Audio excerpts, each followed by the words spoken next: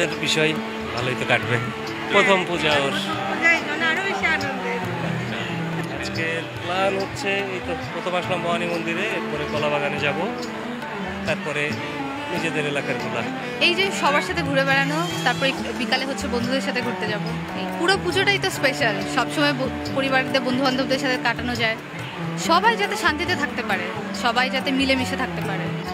আজকে শেষ দিন, কারণ পূজা কালকে শেষ হয়ে যাবে, আজকে শেষ পূজা, এই জন্য বেশি ভালো লাগে। প্রত্যেকে পুজো দিলাম, অঞ্জলি নিলাম, প্রসাদ খেলাম, এখন ছবি তুললাম, মজা করলাম, এখন বাসায় যাব। আজকে আমরা যতটুকু পারি সব মজা করব। মানে আজকে মানে শেষের আগের দিন নবমী পূজা, কালকে দশমী, আমাদের আজকে থেকে মন খারাপ হয়ে যাচ্ছে। ভালো কাটছে, মা দুর্গার আশীর্বাদে সব কিছু নিয়ে সুন্দর কাটছে। নবমীর বিশেষ দিক হচ্ছে, এক হচ্ছে আনন্দ, আরেকটা হচ্ছে বিষাদ। নবমীর যখন চলাকালে অবস্থাতে মনে হয় যে মা দুর্গা আমাদেরকে আগামীকাল পূজা অনুষ্ঠান শেষ করে আগামীকাল চলে যাবে, এবং আমরা চাচ্ছি যাতে মা দুর্গা আমাদের সাথে সবসময় হাসি খুশিভাবে এবং দেশের অপশক্তি নষ্ট বিনাশ করে, এবং মা দুর্গা যাতে অন্তত আমাদের ধরাধামে আশীর্বাদ পুষ্ট পৃথিবীকে আমাদের সবার জন্য রাখে। সকাল থেকে সন্ধ্যা পর্যন্ত আজকে মণ্ডপেই প্ল্যান, গান বাজনা শুনবো। আসলে উৎসব তো সবার, উৎসব ব্যাপারটা সবার, তো সেই জায়গা থেকে উৎসব উদযাপন করতে এসেছি। হ্যাঁ, এটা ধর্ম, জাতি ধর্ম নির্বিশেষে উৎসব কিন্তু সবার হয়ে ওঠে। ক্রিসমাসটাও আমাদের দেশে উদযাপিত হয়, দুর্গাপূজা উদযাপিত হয়, ঈদ উদযাপিত হয়। প্রতিটা উৎসব মুখর পরিবেশে উদযাপন করবারই চেষ্টা করি। এখানের মূলত হচ্ছে থিম ইউনিক, আর প্রতিমাও ইউনিক, আর ডেকোরেশন সব কিছু মিলিয়ে ইউনিক, মানে খুবই অন্যরকম আর কি। আর মানে আমি বলবো যে এখানের মানুষজনের ব্যবহারও খুব ভালো, আর মানে প্রসাদ দেওয়ার নিয়ম থেকে শুরু করে মানে সব কিছু আমার কাছে এখানে বেশি ভালো লেগেছে। আর অন্যান্য দিকে আসলে বিষয়টা আলাদা, যেমন অঞ্চল ভেদেও একটা তফাৎ আছে, তবে বনানীর পূজা মণ্ডপ সবসময়ই বেস্ট হয়।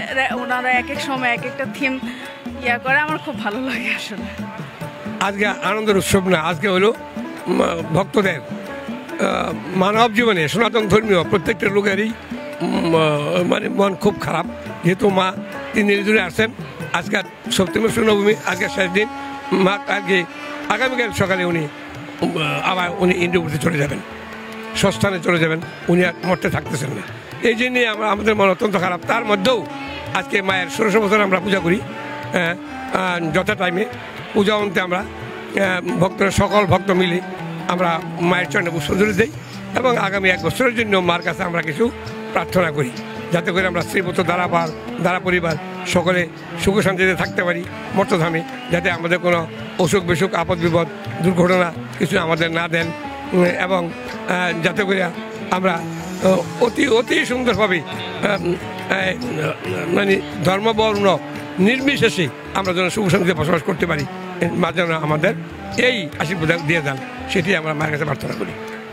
না, গতবার না, শুধু আমি বলবো শুধু গতবার নয়, আমি বলবো এইখানে আমরা পূজা করি 2008 থেকে আজকে 25 পর্যন্ত করতেছি, এবং আমিও সেখানকার প্রধান পুরোহিত, আমি এই পণ্ডিত হিসাবে এখানে আছি। কিন্তু এত সুন্দর পরিবেশ আমরা আর কোনো বছর পাই নাই, এবার এত সুন্দর পরিবেশ হয়েছে, বাস্তব সত্যি কথাই বলতে হবে। তারপর আমার মন্দিরের পরিবেশও অত্যন্ত সুন্দর, যেহেতু আমরা সরকার থেকে সাপোর্ট পাইছি ভালোর জন্য। এই হিসেবে আমাদের এখানে সুন্দরভাবে অন্যান্য তরুণের থেকে এই বছর আরো ভালোভাবে সুন্দরভাবে আড়ম্বরভাবে আমরা পূজা করছি।